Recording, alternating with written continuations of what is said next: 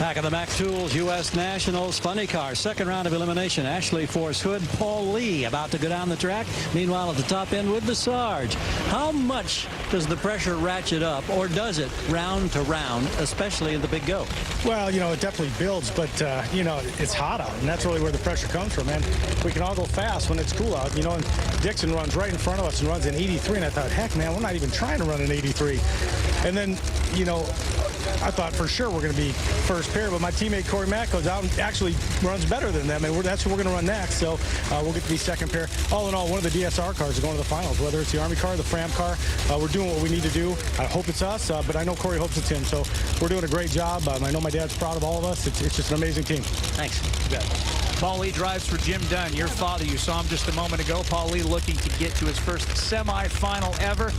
He's taken on the driver that was low elapsed time around number 1, 4:05, the fastest funny car driver in the 1,000-foot era, Ashley Force Hood. Mike, is this 4:05 weather we got right now? Nah, they'll definitely have to back her down a little bit. But we saw Corey run close. I mean, that 382 elapsed time, 381 was low in the first round. Now, I think the track conditions are good, especially that left-hand lane. Luckily, Ashley has a lane choice, and they are in that left-hand lane. The crowd gets an opportunity to salute the Sarge.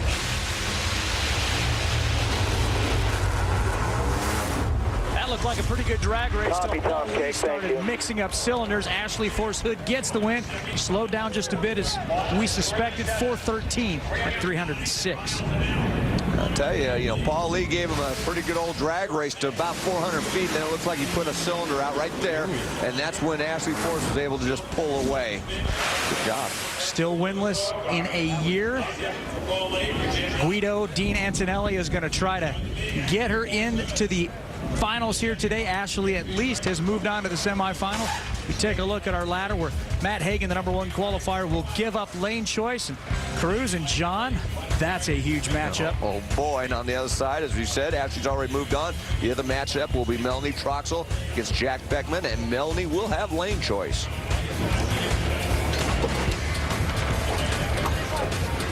And as Ashley Force Hood pops out the top of her Castrol GTX Ford Mustang, you can see Gary Gerald standing by, getting ready for an interview. Cars have started on Bob Tasca's machine, Matt Hagan's machine. And as they make their final settings, let's check in with Gary. Here plugs come out. All right, 4:05 first round, 4:13 now with things warming up. Am I sensing correctly? Momentum building?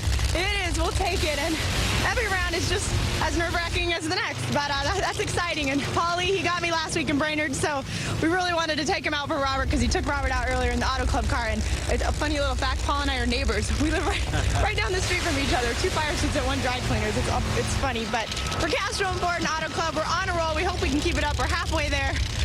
But the next 2 rounds, they're just going to get tougher and tougher. Thanks. Thank you. That's one happy dry cleaner, by the way.